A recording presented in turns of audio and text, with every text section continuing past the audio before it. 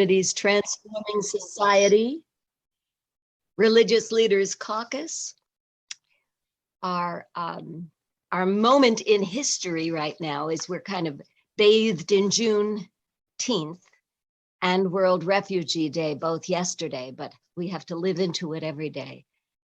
And we have such a rich agenda today that I really want to get started, even though I know there are some people still not on who have said that they're coming.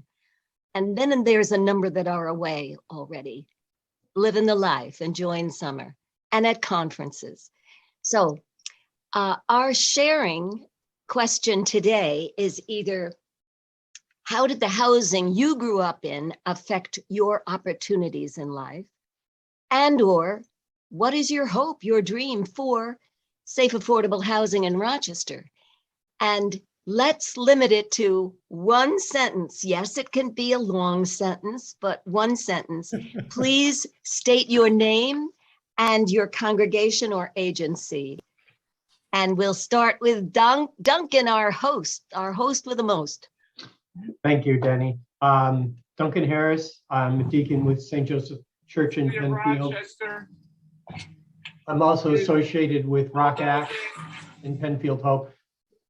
And my hopes are that we as a community need a vast increase in affordable housing that's accessible to everyone. Thank you. Peter. Hi, my name's Peter. I'm a retired Episcopal priest, and in my retirement, I've been part of the REACH program, where we meet the needs of chronically homeless people. Thank you. Nick. Hi, I'm Nick Coulter. Thank you for having me. I'm one of the co-founders of Person-Centered Housing Options. So we started in 2015. I'm also part of the St. Nicholas Greek Melkite Catholic Church out in Spencerport Road. And am I answering these questions? Yeah, if you'd like. Okay. So I grew up very, very poor in the 10th Ward. And that type of housing, we rented a lot. That type of housing really shaped the way I look at the world, in that I believe that all families and individuals deserve to have affordable, safe, and accessible housing. And that the only way that we can do that is by providing this type of housing everywhere in our communities, not just in specific neighborhoods. And so that's my perspective on housing. And I'm so glad we're going to hear more from you as Thank this you. meeting progresses. Thank you, Nick. Welcome. And Alex, would you introduce yourself? Would you unmute yourself, please? Sorry about that. So I'm Alex Smith, co-founder of Housing Advocacy Services. And what we do is we help people find housing, whether they're chronically homeless or not. We do it in a variety of ways. To answer the question, I believe housing is a right. I think everyone should be available or able to find housing that's affordable and hopefully safe. And more so, I think housing should be intuitive to the family that's living there. Thanks, Alex. And we'll hear more from you soon. Thank you. Hans.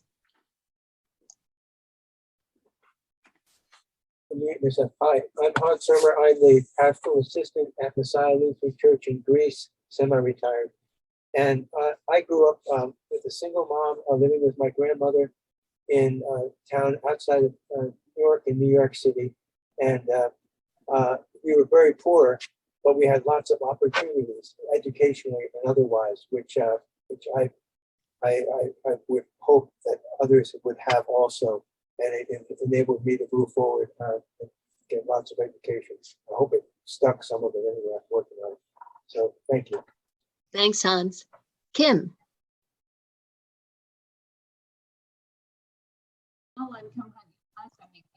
Hi, I'm Kim Byers. I am the Voting Rights Task Force Chair for ROCAX. Housing and food to me are the basics of living. To succeed, we have to have the basics. Thank you. Kathleen, Yeah, I'm Catherine McGrail. I'm from the Cathedral community.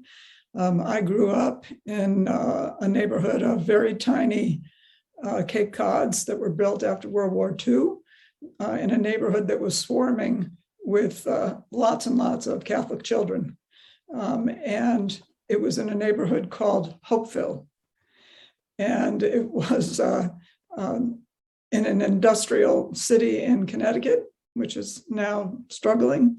But how it framed my worldview going forward was that almost anything was possible. thank you, Kathy. William,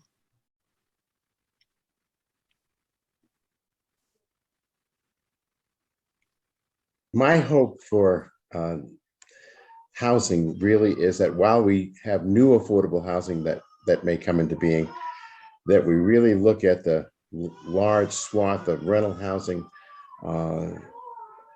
poorly taken care of, but sorely needed as a part of our future. thank you. Lori, Hi, all. Lori Mahoney. I'm active with Third Presbyterian Church, Family Promise of Greater Rochester, Rock Acts, and Power Brokers. So I grew up right here in Rochester, 4 kids on Barrington Street. Parents did not have 2 nickels to rub together. We looked good on the outside, no question. We had home ownership, happy, and an unbelievably safe. I had a neighborhood blissful childhood from my perspective, being out late at night, et cetera, et cetera. So that has shaped. Everyone should have that. Everyone should have that right. thanks, Lori. And welcome, Kim Hunt Uzelak, your first time at Rochester Rock Acts Religious Leaders Caucus. But several of our communities are members of Family Promise and have been since the beginning. Good to have you with us. Would you introduce yourself, please? Can't hear you, Kim. Your little microphone is not even showing, much less on or off. That's weird. I was just in a meeting. I can almost hear you.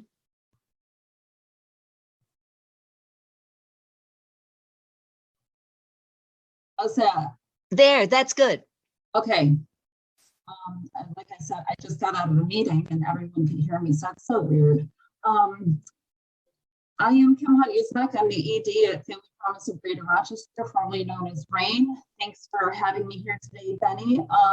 I've been doing home visits in the city since about 1998 as a social worker. So just the extreme stark differences between how families live in the city versus 7 minutes away where I live. It's just unbelievable. So like Family Promise's missions states, I believe in equitable, decent, affordable housing and truly believe that housing is a human right. Thanks, Kim. Henrietta. Hello, everyone. I apologize because RG&E is replacing the power line in my backyard, and they just told me this morning, so it's a little chaotic over here. I'm Henrietta, the new executive director organizer for Rock Acts, and I believe that housing is necessary for every living creature, whether you walk on 2 legs or 4. Thank you. And Barbara. Hello, I'm Barbara Green. I'm from the Church of the Assumption and the Treasurer and Fund Development Chair at Rock Acts. I believe that housing is a right, certainly, and I think we need to have affordable housing for everyone, to include low-income options that do not include restrictions on the income that its residents can earn, preventing them from saving to move on to better locations. That's one of the terrible things about our restricted income locations now. Thank you, Barbara. Ralph. Good morning, everyone. I'm Ralph Carter, an elder of Third Presbyterian Church, a member of the board of ROCAX, and following the lead of Dr. Gail Harrison on the Justice System Task Force, which is a wonderful task force. So check it out. I grew up in very rural Northwest Florida, Chipley, Florida, on a farm. We had a happy household primarily because I, as a child, and my two sisters had separate bedrooms. We had a loving home with both parents in our case. We had our own bedrooms, which is an oasis sometimes that children especially really need.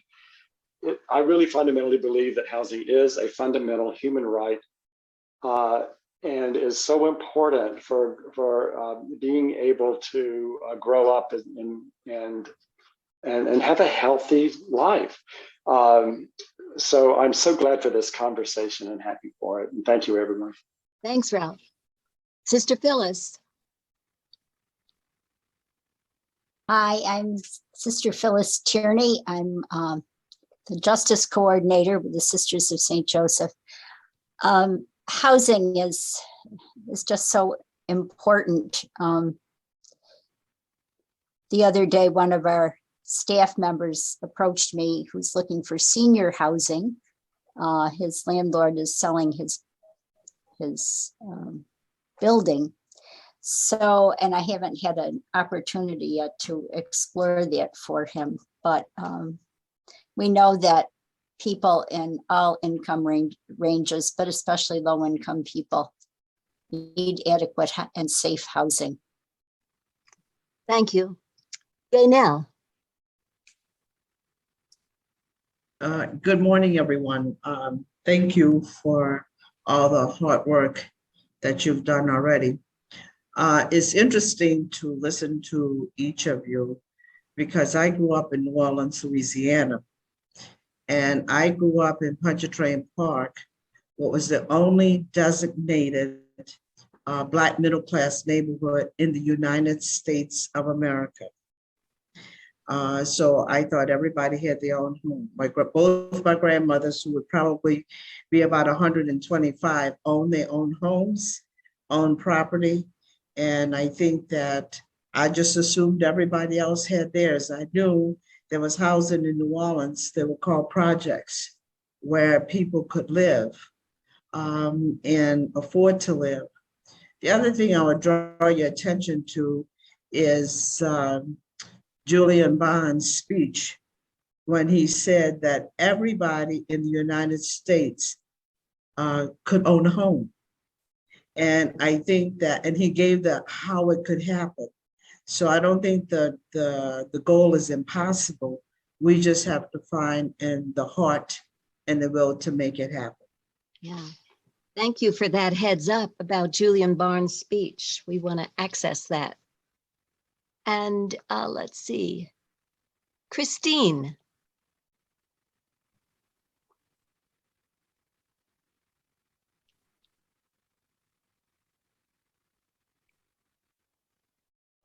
You're Christine, muted. would you unmute yourself, please? Sorry. Thank you. I grew up in Medina, New York, which is between Buffalo and Rochester. It's a small community. Originally, we lived, I call it now the suburbs of Medina, but it's a little area called Noseville, New York, which was all farm. And that's where we originally lived, and my parents were renters. And then we moved to the village and they purchased a home. I guess I never thought of myself as poor because my family didn't address it in that way. We were people, hardworking individuals who put things on layaway, paid for what you had, and then set some money aside. So that's how I grew up. When we moved to the village, however, we were the only minority family on that street.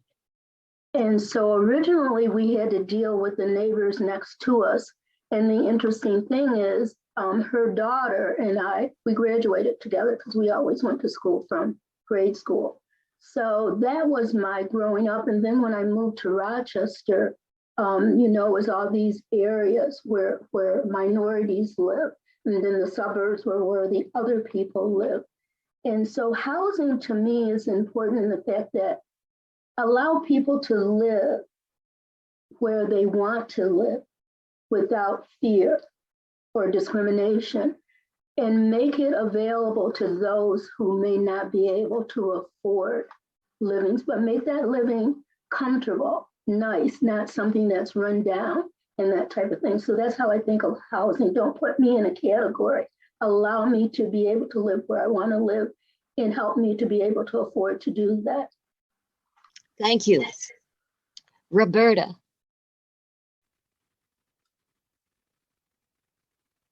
Well, sorry. Good morning. Yes, Roberta Davis, ROCAX, TIAR. Hope for Housing. I think housing is a basic human right. In addition to homelessness, I'm also concerned about low-income home owners who right now, because of this perceived housing shortage, are being pushed out of their homes due to inflated assessments and just out of spiraling costs. So I'm concerned about those individuals as well. Thank you, Roberta. Carlos. Sorry. You call me eating. What was the question? Either a one sentence on what you hope for housing in Rochester for low income, safe, affordable housing, and that everybody or, has a place to live. Yeah. Without okay. thinking about race or income separation. Mm-hmm. Thank you much. Is there anyone on that I have not asked to introduce themselves? I know there's a couple of people going to join us a bit later. So let's have just a moment so that Peter and Nick and Alex can get their act together.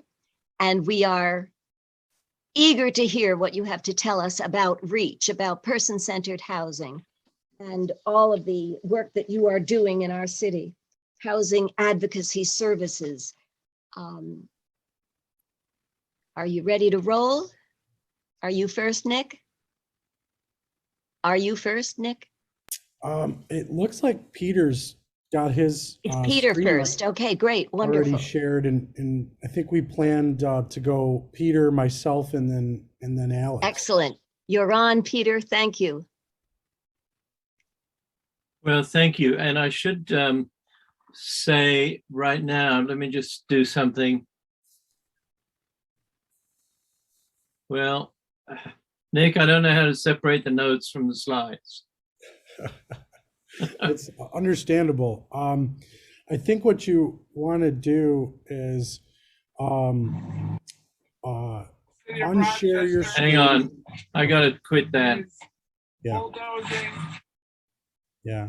Sorry about that. It's okay. So if you let's see here. Are you seeing my screen? Yeah, why don't you go to view again, Peter? Go to which? View.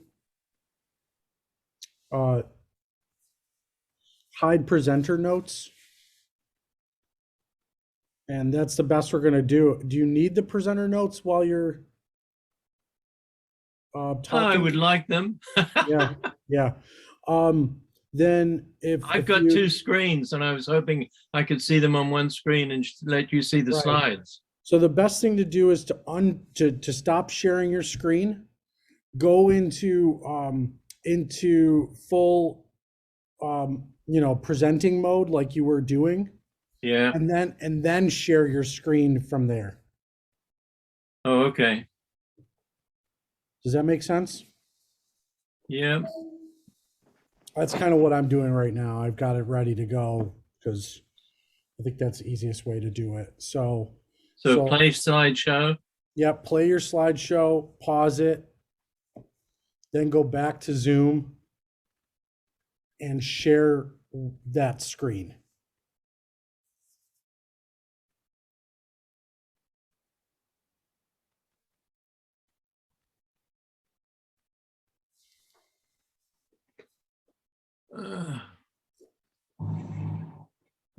City of Rochester.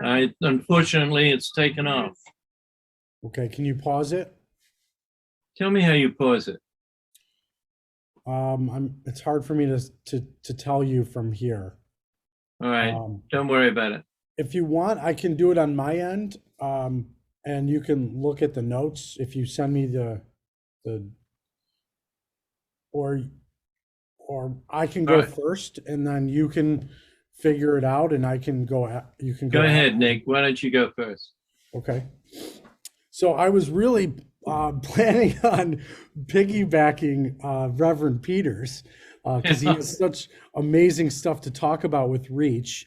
And we both started our journey along with Alex into the realm of housing and outreach and homelessness right around the same time. So this is a really awesome group to be talking to, and it's really great to have your attention. I'm going to share my screen. I'm also going to send some documents into the chat. So just give me a second to pull those up, and I'll put them in the chat in a second. I always have trouble putting stuff in the chat, but I'll get it right one of these days. Give me 2 seconds to do that. And in the chat is going to be an impact report that we have at PCHO. And then, of course, why wouldn't it be there? And then our a little blurb about us. And I'm having trouble putting it in the chat because it's not giving me the option to. Nick, if you send it to me, I perhaps can put it in. Or oh, great, awesome. I'll do that in a second while I'm juggling the share screen. Great. Everybody else, if you don't have a comment, please put yourself on mute. So can everybody see this okay? Yes. It just says listening, right? Right. Because that's all we need to do. When I started PCHO, it was because, and how much time do I have, Duncan? Denny, what was your schedule on this? 10 minutes? 15? Yeah, why don't we say 15? Okay, because Peter has a rich background of Reach, and I think that's really important. I want to make sure that there's time for that and for talking and for Alex. So, I did outreach for a long time on the streets of Rochester, New York, working with a lot of agencies. And in 2015, it came to a head. You're going to see this in Peter's presentation, a lot of what came to a head. But essentially, I was spinning my wheels with a lot of my colleagues, trying to get people off the streets and into housing. We have a group of people, sometimes hundreds of people, that Alex and I and Reverend Peters were all seeing out on the streets, and we're all really concerned about. During that season, we started to develop Reach, and Peter will talk about that. And I started to develop an intensive outreach program to find these folks and get them off the street. And all I had to do was listen. And one of the big things that I teach our staff and I teach people within this community is to really hear what people need versus prescribe what you think they want. And by listening to these folks, I and my staff were able to engage them and bring them outside of their tents and into the community. We founded person-centered housing options and believed that our mission was to address, prevent, and alleviate chronic homelessness. And the only way to do this was using a housing first, housing rights framework. So for a long time, I had advocated with different groups like Rock Acts on the streets, doing protests, going to affordable housing projects in New York City and throughout. And although those activities were invigorating and really brought me a sense of what the problem was, I really needed to take that info, listen to it, and put it into an organization that was going to change how we approach those issues. So we started with a framework that housing is a human right, and it's everyone's human right, not just the rich, not just the poor, not just older adults, not kids, not families, everyone. And if we're going to serve everyone, we've got to be able to serve them from age 0 to age 99 and up. And so PCHO set out to at least start to find them. And this is Elton and his beautiful family. This is actually at their first apartment. Elton was kicking rats, he'll tell you, was kicking rats out of his car as he was sleeping in it back in 2016. And Elton lost his kids and was in treatment and was living in between place to place. We found Elton at a substance use treatment facility, and all Elton wanted to do was have his children back. And we knew that the best way for him to get his children back was to find him a home. And so the big thing for Elton was focusing on his recovery, because he knew if he couldn't find recovery, he wouldn't be able to focus on housing. And so we followed his lead and we listened to him throughout this process. And he's still housed today with his 2 beautiful children, and is volunteering with us here and there. Of course, the only way we can do this is by finding allies.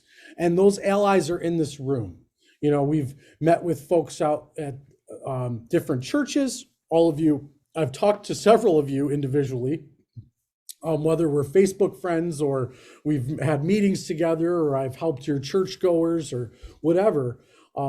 We are allies with you, and we must find where people like myself and my other co-founder, Chuck, can really synergize. And I think we synergized based on trust, common goals, knowing who's the experts, who's good at stuff that I'm not good at, and who's good at things that, or how am I good at something that you might not be good at. And we really partnered together to really share what are we capable of, and to be vulnerable with that. And with that comes growth.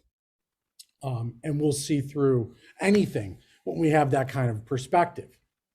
So we know from what you got a little blurb in your email from Denny or from Deacon Duncan regarding some of the research, and Peter Peters will talk about this too.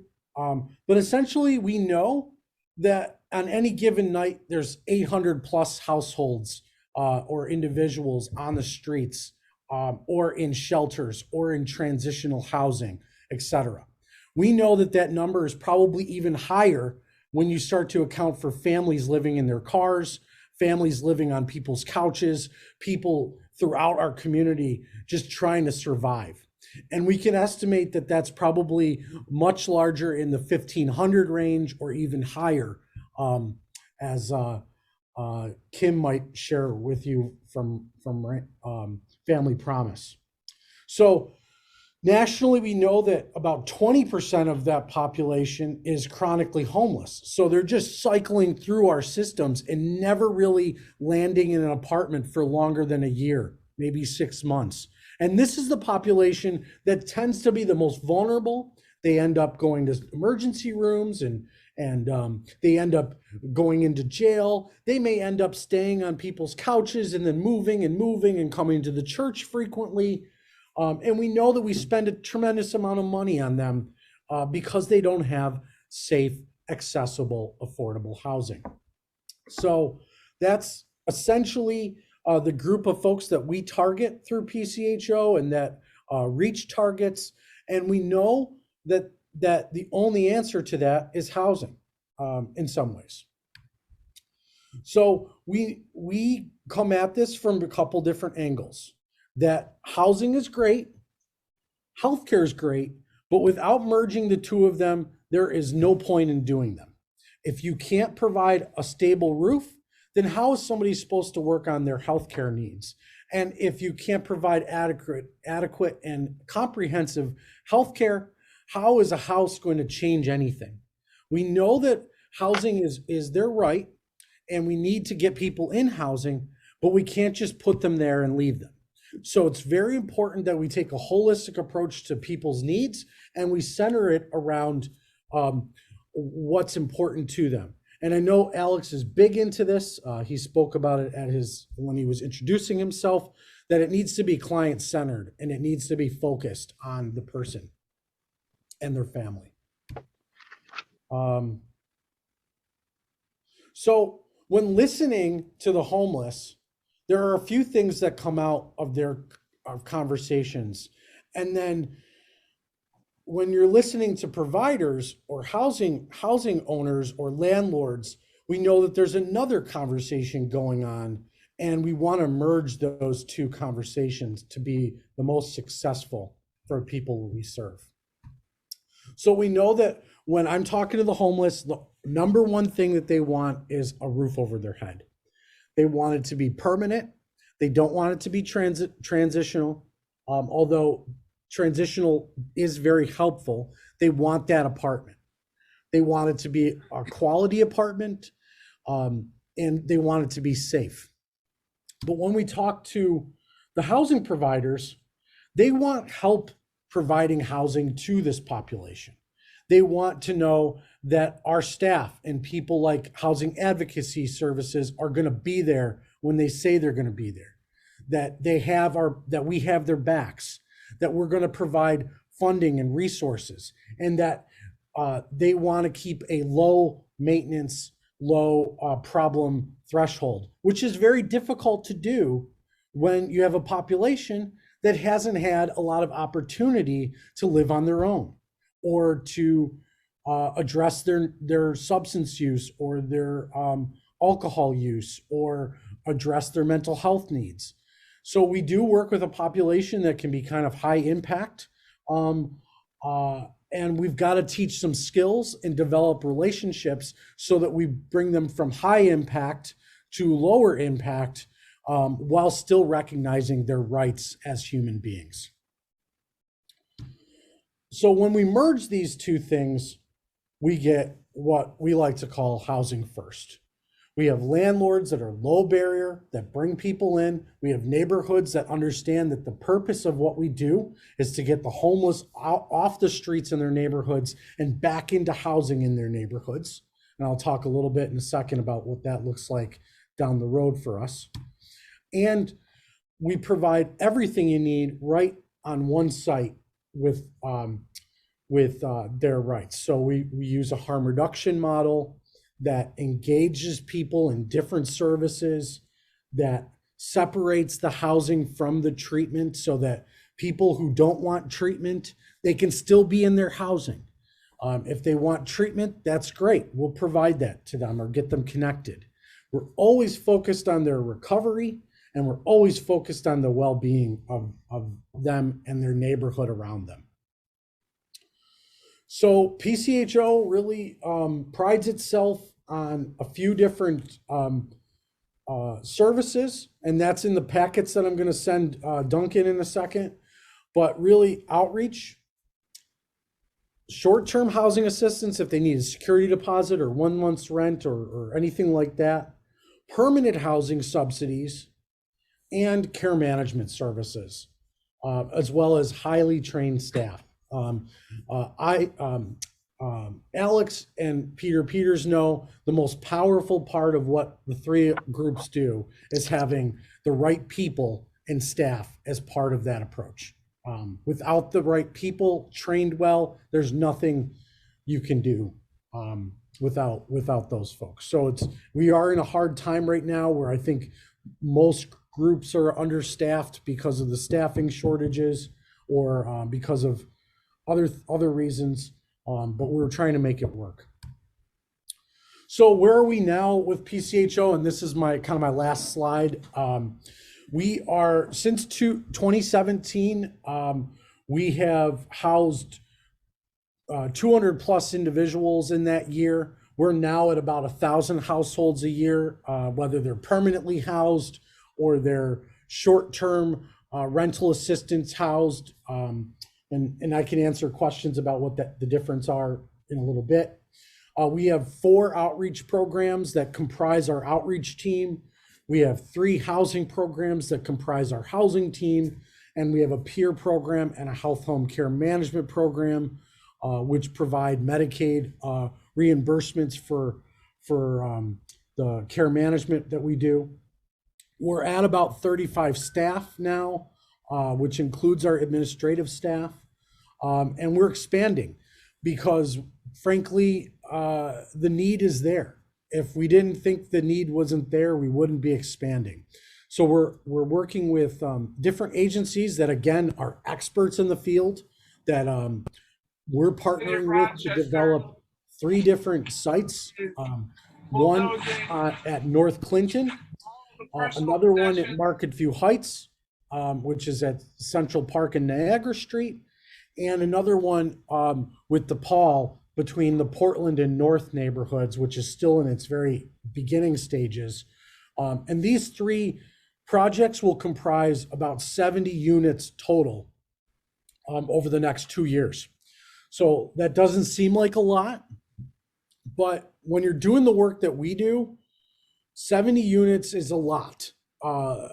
With staffing and with supportive services and bringing people in and helping them to change some of their street behavior.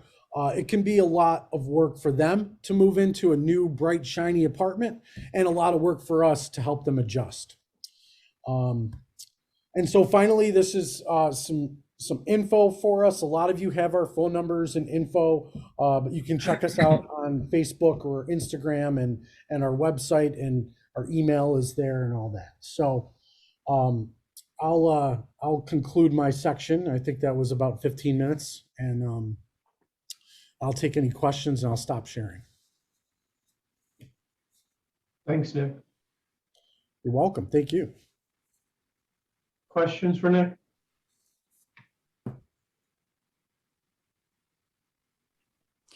Yeah, I have an observation, or I'm not sure it's a question.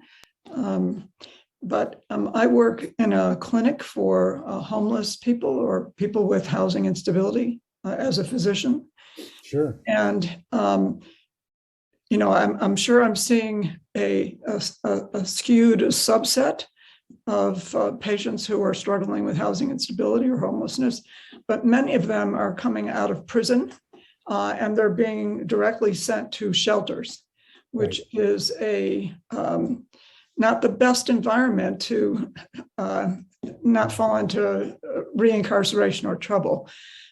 That's one. The second is the overall system to coordinate the care of the housing and the care of people who are homeless is so fragmented. I have no idea how the patients themselves manage to get to their addiction counseling place and their mental health counseling place. They're separate. They're not located together. The appointments don't come together. They don't have transportation provided. It's like, how many barriers can you put in front of people?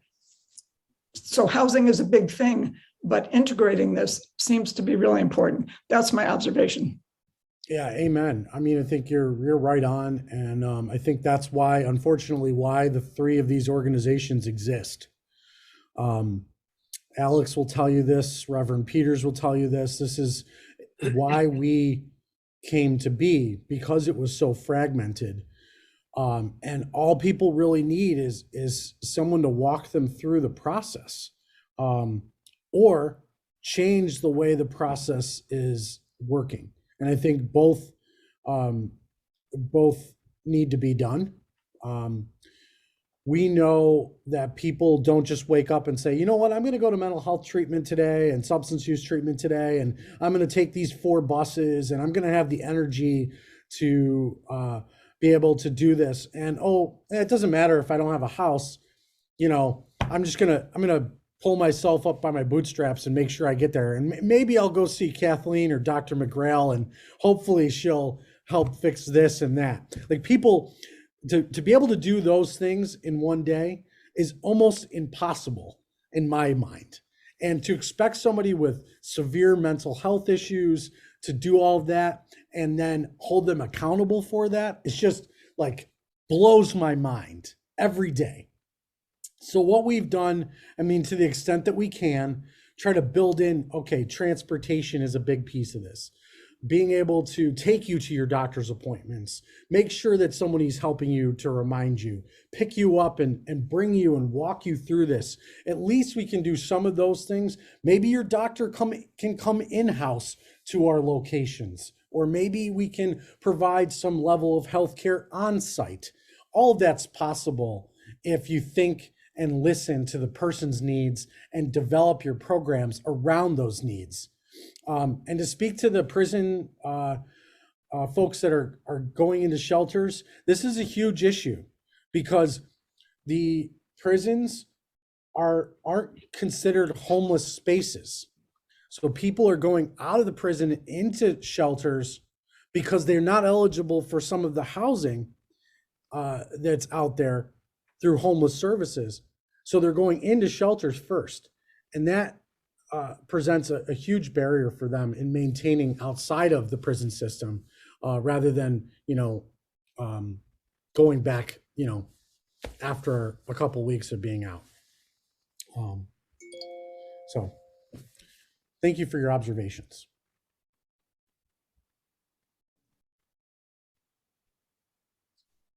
Any other questions for Nick?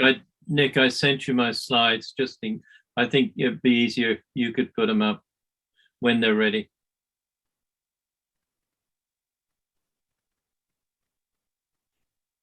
Excuse me, Nick, can I just ask one question? What about the children? Do you have a connection as it relates to these families and their children in all the aspects of school, since they don't have a place to live, and how do they reunite?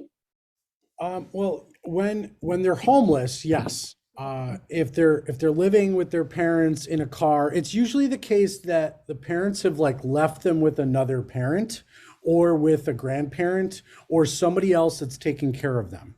So when we find a dad or a mom on the street, we're going to immediately figure out what that situation is.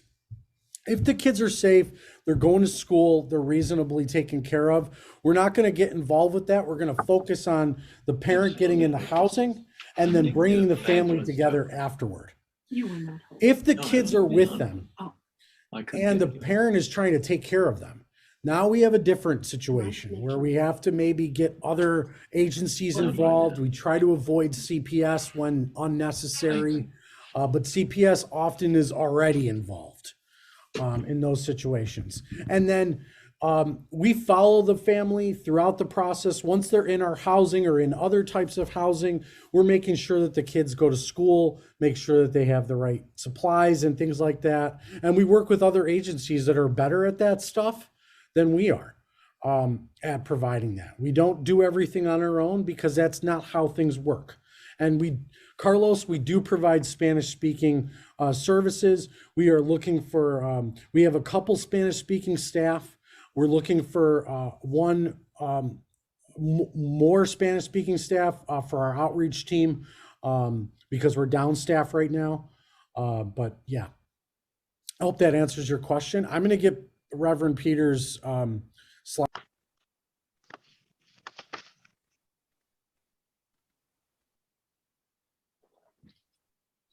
Thank you very much. I should introduce myself a little better.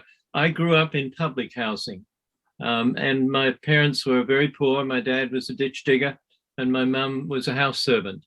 And so that's my life experience. And when I began thinking about homeless people, I began thinking about the challenge of housing.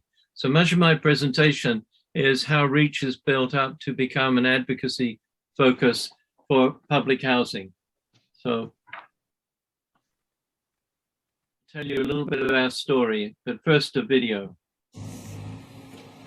The city of Rochester is bulldozing all of the personal possessions of many of the homeless who live down at Sanctuary Village.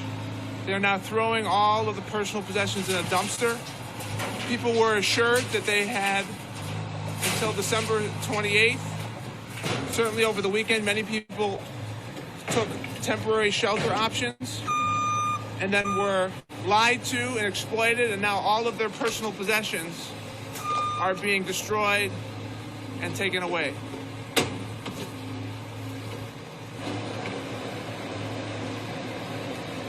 Sanctuary Village, Rochester, New York.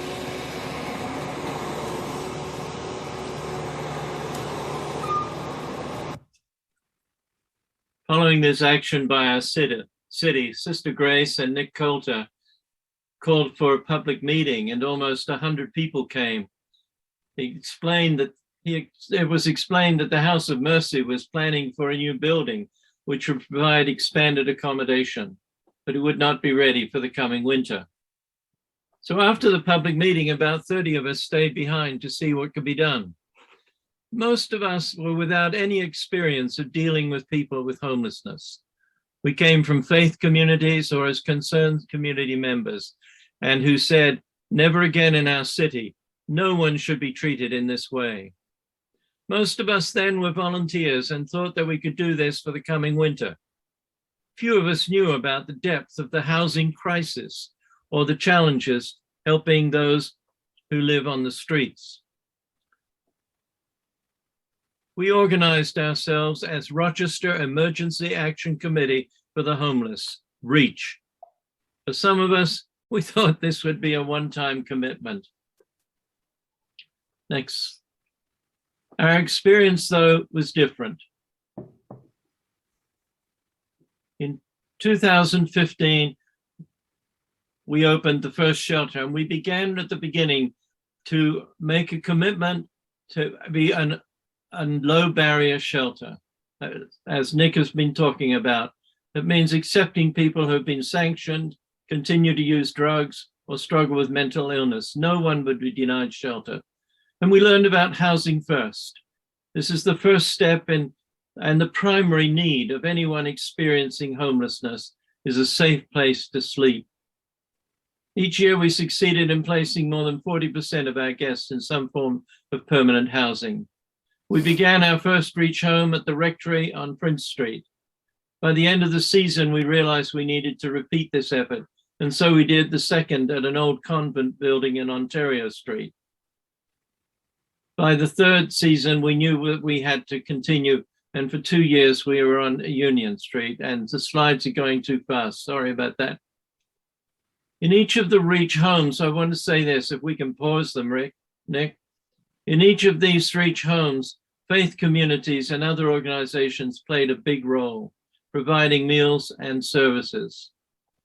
Throughout these winter shelter experiences, our organization was learning and evolving.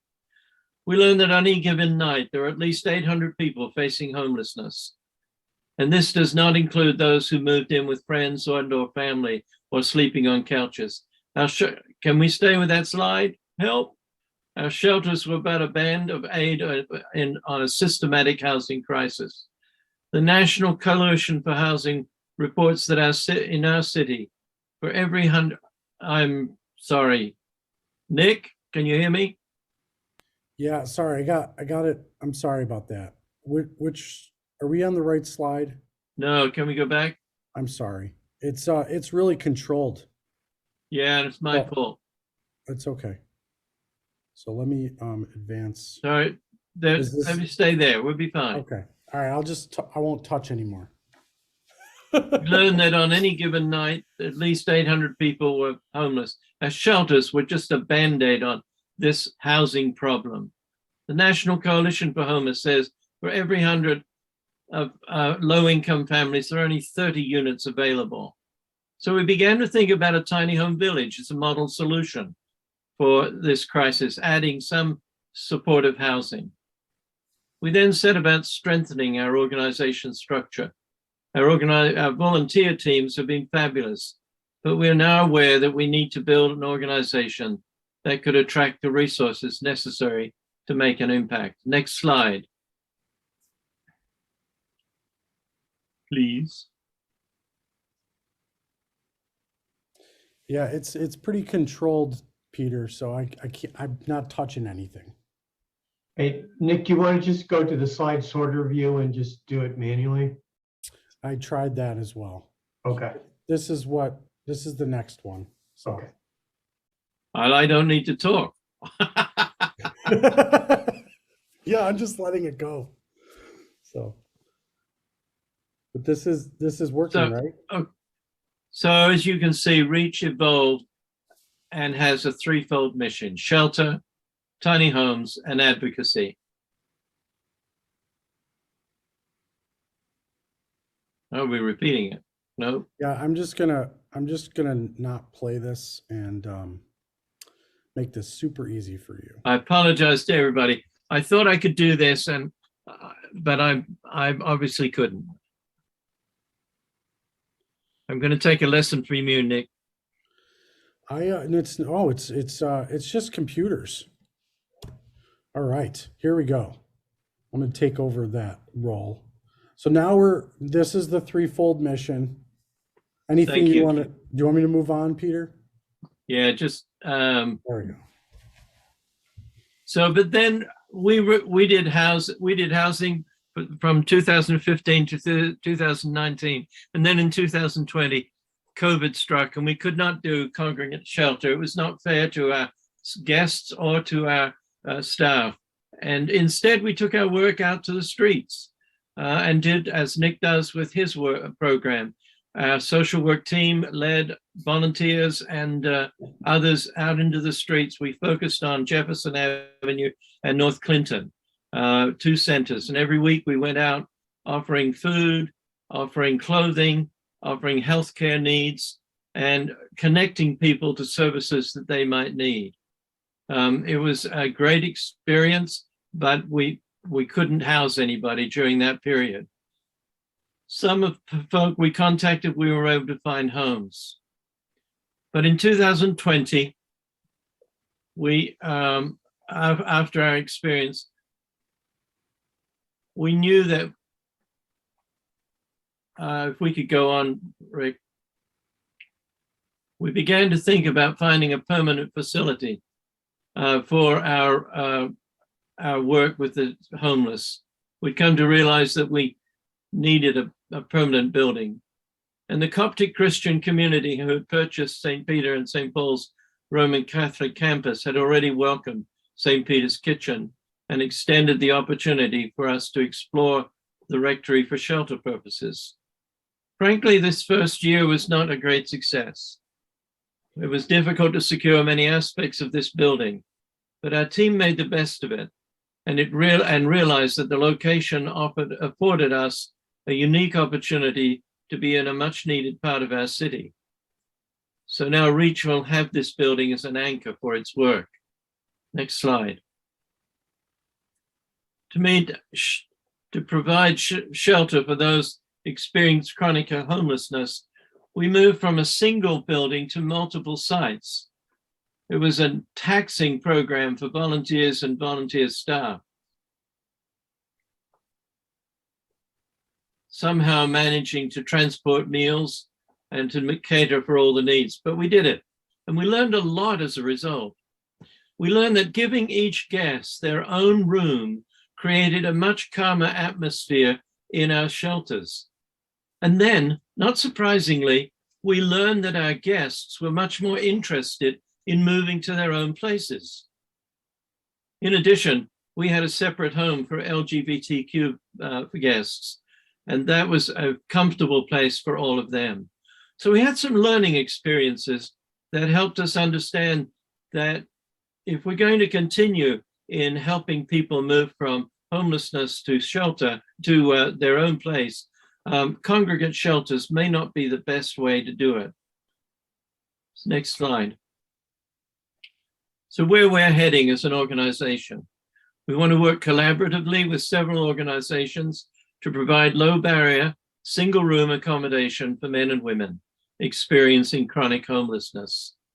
We want to build our resources to hire staff. We do not have any staff at the moment. Officially, we're all volunteers. The leading social work person, Andy Carey, is paid for by his own organization of MC Collaborative. Reach does not have any paid staff, but we're hoping to turn that corner in the coming year. We want to see a Reach director of the shelter program and a Reach shelter managing our tiny home village. We want to collaborate with others to advocate for systemic changes on how we house those with very low incomes. We work a lot with the citywide tenant union to be a public voice on housing justice. Next slide, please. To say that housing is a human right is really nothing new. In 1944, President Roosevelt said as much in his State of the Union address. And at the 1948 UN Declaration of Human Rights, Article 25 reads, "Everyone has the right to a standard of living adequate for the health and well-being of himself and his family, including food, clothing, and housing." It has long been the assumption of Reach that if we give our guests a place of dignity and respect, many of them will find a way to make healthier choices for their lives. I couldn't agree more with what Nick said earlier. The task of meeting the needs of those experiencing chronic homelessness is to listen first and not try to preach. As for our LGBTQ guests who are often picked on, they did much better in a separate building and having our own rooms. We also have learned this. The common narrative around housing is that the only way to view housing is a matter of investment and profit. But for many, this is true and not wrong. But when it is the only narrative around housing, it is unjust and leaves many out of the picture. Instead, we need to look upon housing as we're beginning to do with health, as a way to satisfy a human need. In short, housing is a human right. So how can faith communities help us in this project? First of all, promoting conversations in your community about the challenges developing a housing justice awareness. Invite Reach or PICO to give a presentation. Subscribe to our newsletter, which you can do on our website as listed there. Hold reflection exercises in the meaning of hospitality or in our sacred texts. Volunteering to help with meals. Each shelter season, we published a meal sign-up sheet. Collaborating with others to advocate for systemic changes in how we house those of very low income. Join us in advocacy opportunities. Write letters to your political representatives and editors, etc. Next slide, please. Nick? Next slide, please. Oh, you did it. Though religious wisdom traditions couch social relationships in terms of obligations, I am obliged to welcome the stranger, for example. The very sense of what it means to welcome the stranger does imply that the stranger comes with some prevailing claims on my hospitality. Echoing John Locke, Laura Stivers, in her book, Disrupting Homelessness, says, hospitality is connected to justice. She goes on to say, so many of our religious responses, while hospitable in intent, do not challenge institutional inequality and oppression. And she goes on, a truly faith response to homelessness then must affirm the needs of those who are homeless for community connection and meaning. So listen to see where people are and what they need and what they desire. It is this prevailing claim of the other as someone who deserves justice simply by being human that has generated the language of human rights. It is time that we considered housing as a human right and not simply as a source of either personal wealth or investor speculation. Let me review some of the elements that have contributed to our present housing crisis. Rochester has a housing crisis. This is a chart. It's a bit dated. It came from 2018 from the National Low Income Housing Coalition. But if you look at it, you will see that people who are at the extremely low income, for every 33 groups of people looking for homes, there are only 100 units of housing available that they can afford. The chart is very telling. Rochester is a city full of renters, but there are extreme differences between those who can afford the apartments that the market is offering them and those who are way below that.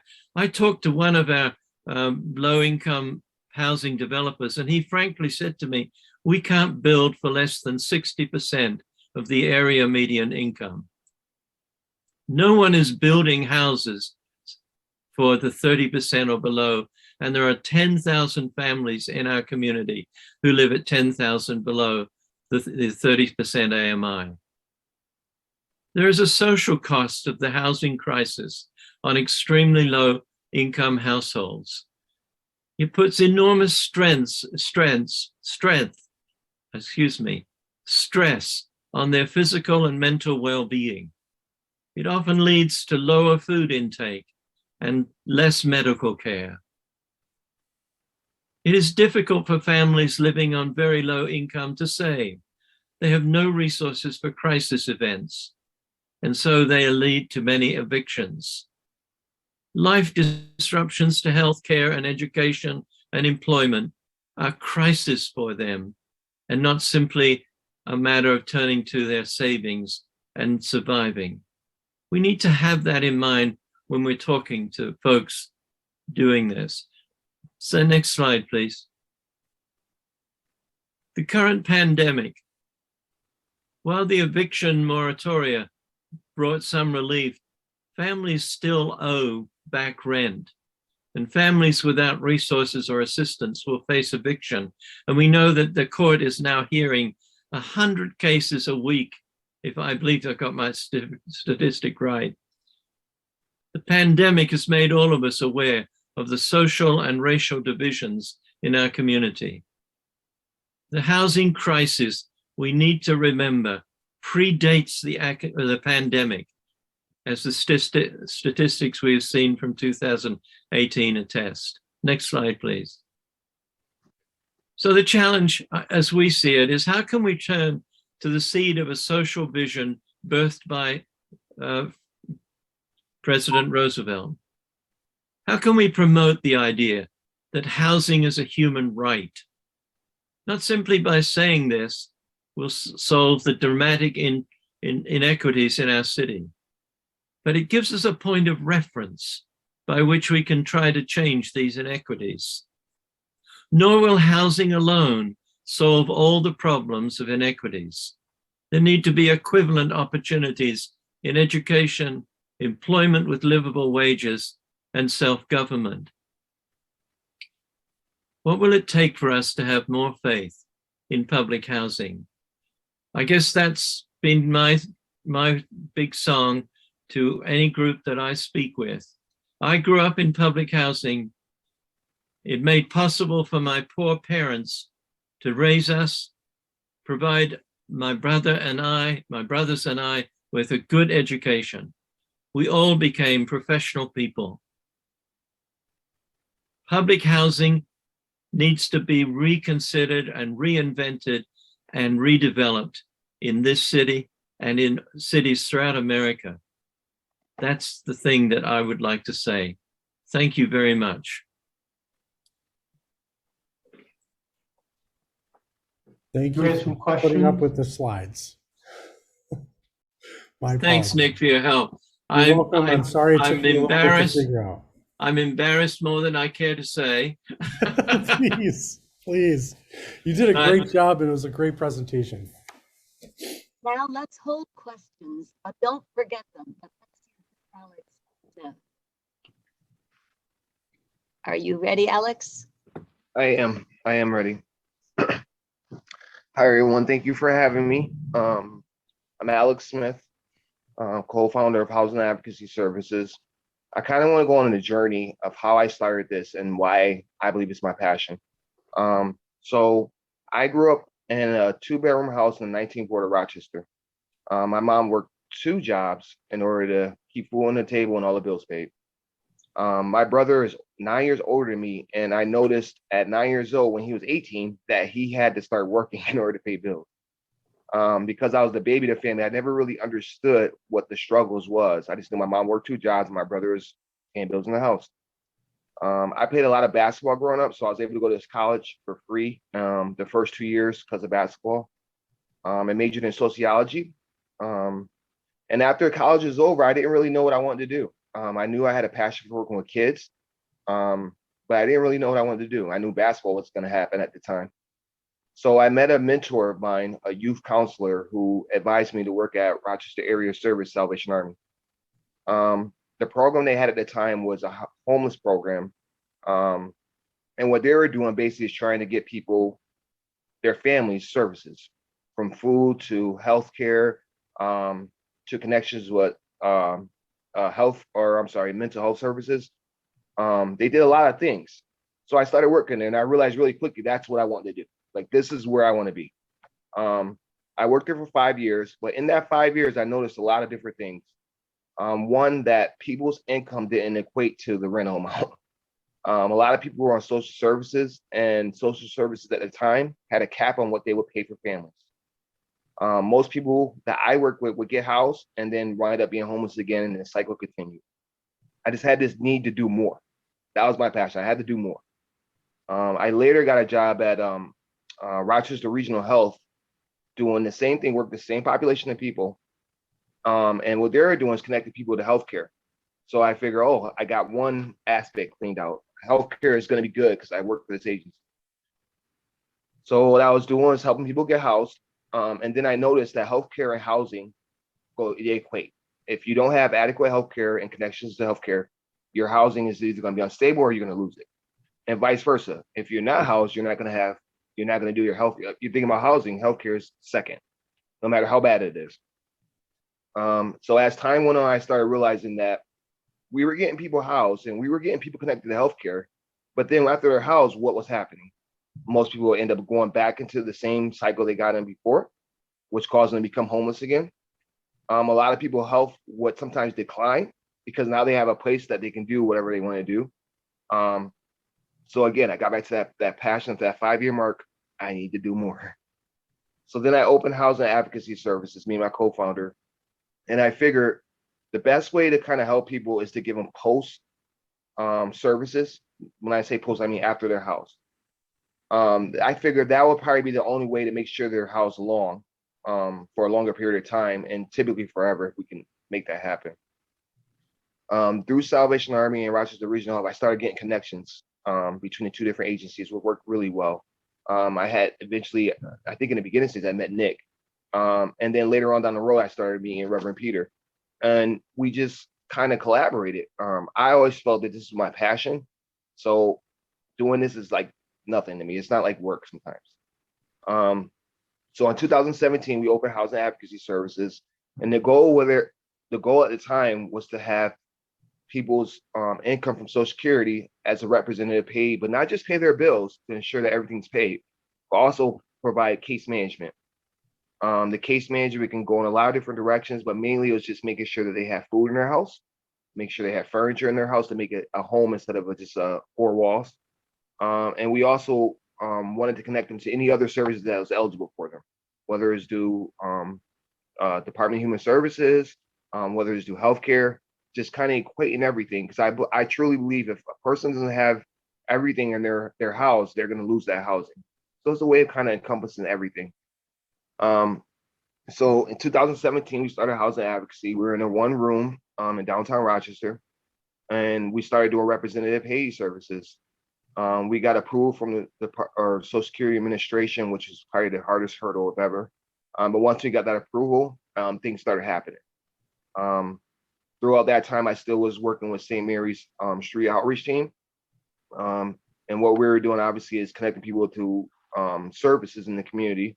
So I kept those connections the whole time. Around that same time, I want to say a year, maybe 2 years later, PCHO had formed. So we were getting referrals at that time from PCHO for representative pay services. A little bit around that time too, I started working at Reach as a volunteer, trying to help those people that were in their winter shelter move into permanent housing. To this day, Housing Advocacy Services housed 257 people. We had one guy in particular who was living under a bridge, and I know Nick, you can attest to this. He's still housed at the same location with the help of PCHO. And he's been there for 5 years now and is doing pretty well for the most part. He's one of our first clients that we've ever gotten, and he's the longest one, which is a really good thing. So Housing Advocacy does representative payee services. We also have developed strong relationships with Rochester Regional Health, strong ties, strong hospital, and our most recent one is becoming from APS for people that have a lot of other things going on. We continue to keep those partnerships. We've had long-standing partners with Lifespan, House of Mercy, and then the Salvation Army. Sometimes it's just not just for representative pay services, but just resources for housing.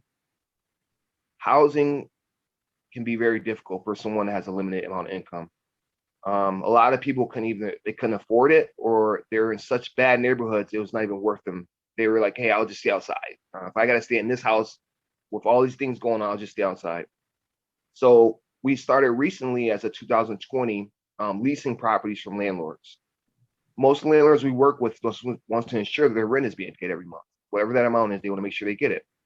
So we started leasing properties, and our hope was that when we have someone in our agency, we can get them into housing quick. Reverend Peter and Nick, you both had talked about housing first. I kind of did the exact same thing, just in another aspect. If I can lease a property and the person is willing to move there, we can get them in kind of quickly.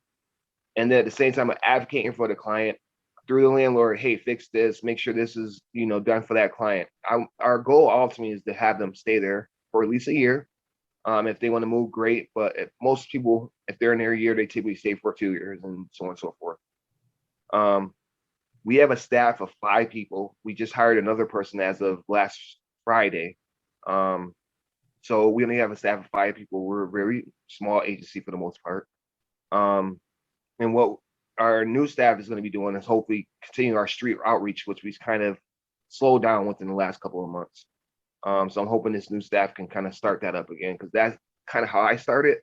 That's when I started realizing that homelessness is real, and that people that are outside deserve to have their own place to live.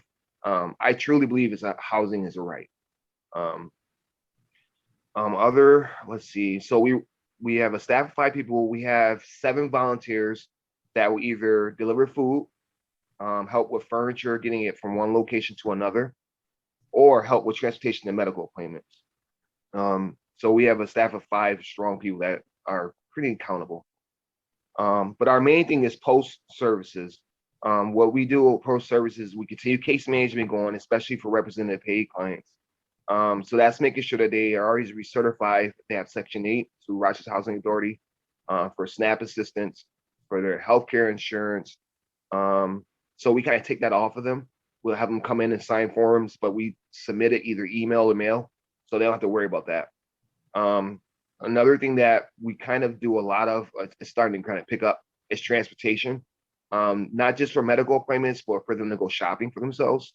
Because some of our clients don't live on the bus line; they live in rural neighborhoods.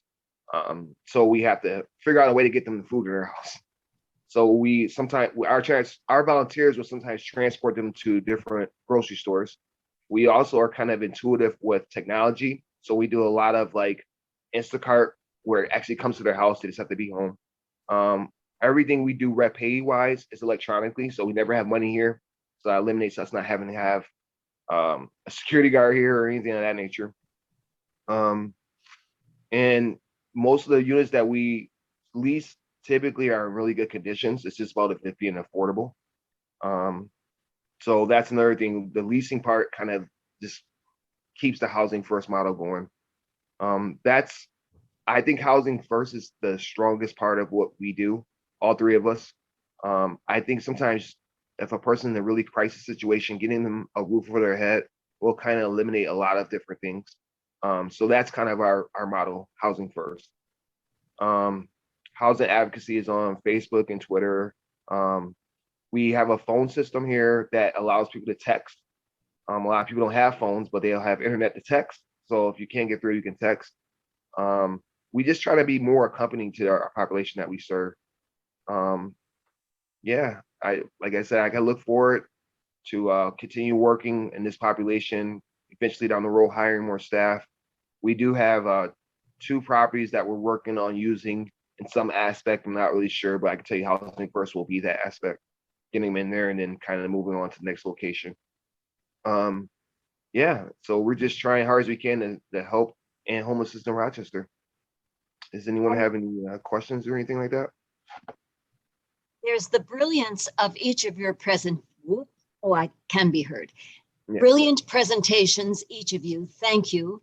There's a wealth of knowledge and experience that you have, and you've shared what a limited time frame has provided for you.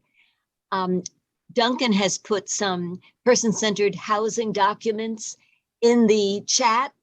And Duncan, is it possible to send out to religious leaders your whole mailing list, those same? Yeah, we'll put together something. I just wanted to Great. Send those links. Unfortunately, they're not labeled, but they're the ones that Nick had given to me. But if you click on them, you'll open up and see the contents of the document. Thanks so much. Now, we have a couple of other items on the agenda, and our meeting typically ends at 1. And today, that's a real end, isn't it, Duncan? Because there's another meeting you have to host. Is that right? There's another meeting that starts shortly after that. I think we have clear time to 1. Okay. Yeah, you can until 1:10 anyway. Okay, but we do want to hear from Rabbi Peter Stein about a very important message. And we want to hear from Kim Byers, who is the chair of our task force on voting rights. And honestly, you all know that voting is a key element in this whole housing rights issue. We need to vote for people who are on the same page, or who we can convince that housing is a human right. I mean, we've been giving out tax dollars, tax breaks to builders of all kinds of residential communities. And what we need is safe, affordable housing for minimum wage workers. Can we get in touch with Alex, Nick, and Peter on your own time so that we can now hear Rabbi Stein and then Kim? Is that all right? Would you put your phone numbers into the chat so that Duncan has a record of it? Because we do want congregations to bring each of you to their congregations to hear your message. And I know Nick came out to Assumption when I was working there, and I can still remember you saying that you did the research and found that HUD had allocated money for our locale, which was not being used. Thank God for Nick Coulter. He tracked it down, found it, and got it and put it to use, implemented it for what we voted to have it for. So can we go on to Rabbi Stein for this? Okay, thank you so much. Rabbi Stein. Thanks, Denny, and thanks to the 3 of you for such important presentations. It's really an essential conversation. Lori Mahoney is also on the meeting today, and Lori, I would invite you to chime in as well. I wanted to really just briefly make an announcement about the event that's happening in the middle of August that has this very unfortunate title called Reawaken America. This is an event that's being hosted by General Michael Flynn and a few others. The Trump contingent is involved in different ways. It's scheduled to be August 12th and 13th, that Friday and Saturday. It's an event that's happening at the Armory, and it is, by any standard, by any definition, it is an event that's going to be filled with hate and discrimination. a very bad combination of racism and anti-Semitism and anti-other groups in the community. And there's a group of us that sort of informally has come together to discuss a combination of two things. One is there a possibility to encourage the ownership of the Armory to cancel the event? And the other part of the conversation has been, if that doesn't happen, which is quite likely, what sort of counter event, counter protest could be created? And at some point in the next couple of weeks, my expectation is that we will pivot from the first of those to the second, that we are still circulating petitions and trying different ways to exert pressure in the hope that it would be canceled. But there's a lot of conversation that is centering around, okay, if this is going to happen, it's not incidental, just to be clear, that it's happening on the anniversary of the Charlottesville event. It is very much channeling that same sort of mindset. And really, I'm just announcing it. If you're interested in joining the effort or learning more, I'll put my email in the chat and you can follow up with me that way, follow up with Lori that way as well. And Lori, do you want to add anything for right now, or either one of us? The only thing to add, I guess, is basically a call to action, if you will, that we invite you to the steering committee. We're building it up. There are about 12 right now, and we want to work in the 15 to 18 range. There are some voices missing, Hispanic youth, et cetera. The call to action really is, we are very much aware that tickets to this event that many believe is a very patriotic event are being offered to clergy anywhere from 50% off to $0. We are learning as we go that many clergy really are not aware and are not aware that this is not a patriotic event. So the call to action is to provide some awareness, not lend oxygen to the event, but provide awareness to your own congregations that we of like mind do not want this to take place. Well done, Peter. Can I send a note to both Lori and Peter that would state what you've just said most succinctly for us to get out to all religious leaders, and flesh that note out for the meeting time, the meeting place, and what you just said, Lori, about some pastors may just not realize the hate that is going to be foisted on them. I received a clip, I can't forward it to you because I did not keep it, of some preachers who are scheduled for the event, who are prancing around the stage, screaming hate-filled messages. It's absolutely appalling. So, has anybody another idea? Well, you'll get in touch with Peter and or Lori and or me, and I'll get you in touch with Peter and or Lori. Okay, thank you. And now, Kim, you have a word from the Voting Rights Task Force. Kimberly? I do, yes. And I have a little bit of material I'm going to share with you too. But before I start, I can't say enough about the topic that I'm going to speak to, which are voting rights, and the topic that we talked about today, which is the population of homeless people in our community. A very underserved population when it comes to voting. So I offer out that we would be very interested in reaching out to this population. So Peter, Nicholas, Alex, you'll see my email information in here. If you would be interested in ROCAX or the League of Women Voters coming to those populations around voter registration and getting out to the polls, I think there are a lot of topics that are very important to them. but if they don't exercise their voice, they get what they get from the elections. So I offer that out as the beginning of this.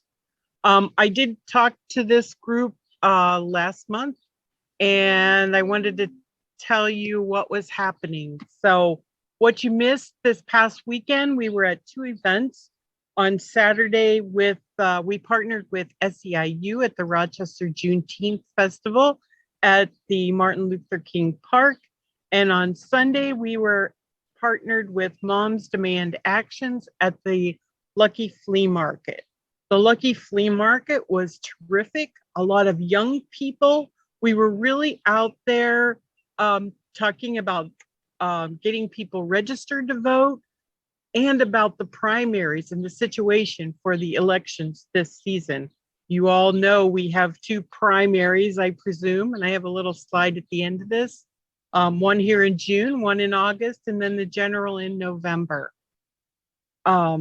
We have coming up several events. So I put my email in there. Please let me know. Not even, many of you on here are leaders and I know are very busy. These are great events for people who don't want to be leaders. They want to participate, be part of the process. They come to these events. We're talking to the population. We're passing out flyers on information. We're getting people to register to vote if that's needed, or giving them registration forms for other family members. Our next event is June 27th at the Henrietta Pride Festival. We've got several other events, as you'll note on the screen, and for time, I won't go through them in detail. But the important thing here is, I'm going to stress, please, names and email addresses, because we recruit volunteers through a piece of software called Sign Up Genius. It'll come out, you'll get all the details of an event. There is no commitment for people who are on our distribution list. You look at what's out there, look at the dates, look at the times. If you want to volunteer for something, you click on it, you get signed up. We know we have enough people to actually participate in the event. So please consider this. Please, if there is a way for me to reach into your organizations to talk to people, and I want to grow the distribution list of volunteers from the Rock Act side. I only have about 8 people on my list right now. So right now we're pretty much, volunteers are from the League of Women Voters at this point, but we want to grow what we're doing. And we need to add people in order to grow these types of events. We're also very excited, and we've had 1 postcard writing event already, and we're working on several more. These will be focused on states, not New York, but other states where the voting rights and voting access is being infringed upon. And there are 2 organizations that provide a nonpartisan view in encouraging voting, encouraging access to the polls. They'll provide us with the mailing addresses and directions. We had one get together of about 25 people. We held it at I Square. We'd love to hold it at your congregation. We can hold these events all over the place. We're already talking to SUNY Brockport about having an event there, but we're just planning these. We can have as many as we want, or as many as we can get people to be a part of.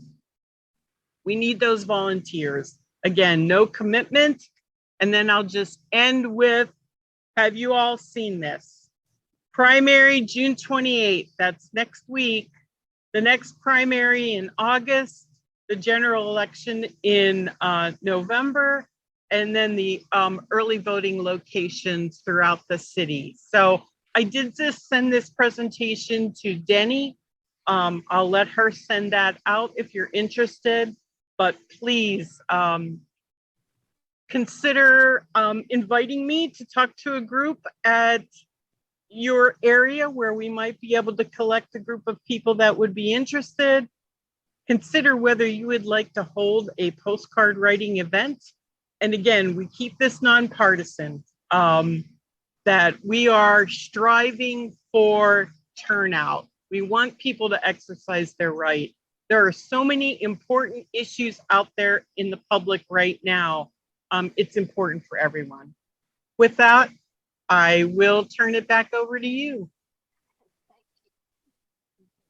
Now, all pastors have him, Alex, Peter Peters, and Nick to come and speak to your social justice outreach teams, your anti-racism teams, your the movers and shakers in your congregations. Please bring them abroad. And we have not had our land acknowledgement as yet. And Roberta, thank God, is still on. I just need to say to Ralph and to Chris, can we have task force reports from education and justice system next month? Are you still on, Ralph and Chris? That sound good? What I would like to do is include in our ask in a follow-up email from to the Religious Leaders Caucus, if I may. Okay. Know that I did get the information out about tomorrow at 11 o'clock on City Hall steps. It is on the bottom of your agenda today that we are invited by Ralph and by Roberta to meet at City Hall steps at 11 o'clock tomorrow in support of Police Accountability Board. Know that RockAxe was very instrumental in getting out the vote for that. We were down at the Jazz Fest getting signatures, and our very own Larry Knox is the new chairperson or president of the Police Accountability Board, and he served as RockAxe Poverty Jobs chairperson for a number of years. And Roberta is our secretary for RockAxe, and Reverend Wanda Wilson will also be speaking, as well as Roberta, tomorrow on the steps of City Hall for Police Accountability Board. So please show up and bring folks from your congregation, from some of your students, Muhammad, some of your social justice outreach team. Bring them to support the Police Accountability Board. God knows they need support. Yes, and but I want to send out, if I may, we've got to save the bail reform law, because that is going to be a huge issue this fall. Yes. So we're building the communication. We're talking with Demond Meeks and and so forth. The other thing is tomorrow, I'm going to send it out. I'll put it in the chat. The homicide prayer vigils that are going on weekly for any homicides that have occurred in the city of Rochester. So it's a very simple, focused prayer vigil at the site of the homicide. So it's very important information, but also to gather together in prayer. We now had our 32nd homicide in Rochester, and it's only June. I'll set that out too. Thank you. Put that in your congregational advertising, your publicity, because it is a beautiful way for interfaith people to honor the deceased and hallow as sacred these places where they have lost their lives. And now, Roberta, thank you for your patience.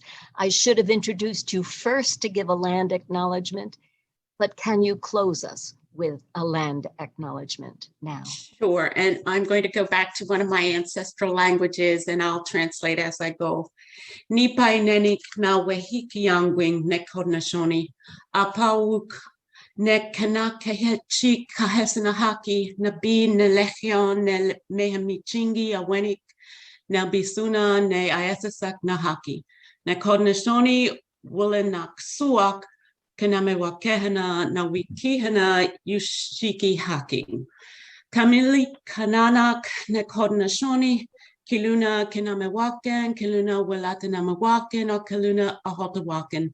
I just acknowledged Mother Earth and the Haudenosaunee and as the original caretakers of the land upon which we are now standing. Yuhaki Pilsu, Yuki Haudenosaunee Wikuak, Patamak, Lesin Lakeokan, Ok Pemetun Heok, Nak Lik Sawakan Utali Telentapki, Katana Akwiakwi. Wemia wen taku Haudenosaunee katapuchana kamachik Utali kamachik a takau hoyok hacking kamachik a mweshatat meneo kishalamukong hatuna Utali. I just said that this land is sacred and that the rest of us are visitors since Creator placed the Haudenosaunee on this land nearly 10,000 years ago. And you know that when you visit anybody else's home, how you treat it. And so that is what I'm saying we should be doing here in this space as visitors on this land.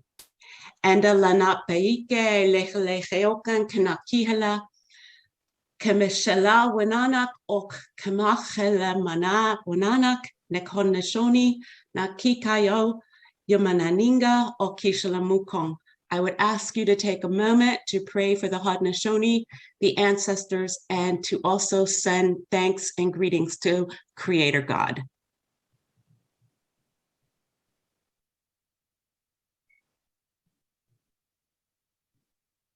Thank you, Roberta. Amen and thank you. Thank you. You are all bursting with ideas for what religious leaders need to be talking about. So we have a meeting that is scheduled for the 3rd Wednesday of July, the 3rd Wednesday of August. Please email me your ideas, the people that you need to hear from, how to contact them. And or are you all going to be away in July and August? You know, let me know. We had very good attendance today, but a number of probably 15 people wrote to me saying that they were away for today's meeting. But do please let me know what we need to be talking about. And thank you for the richness of today's conversations, the material you've given and the work that you give your lives to. You are a blessing, and we appreciate each and every one of you. Thank you. And talk with one another.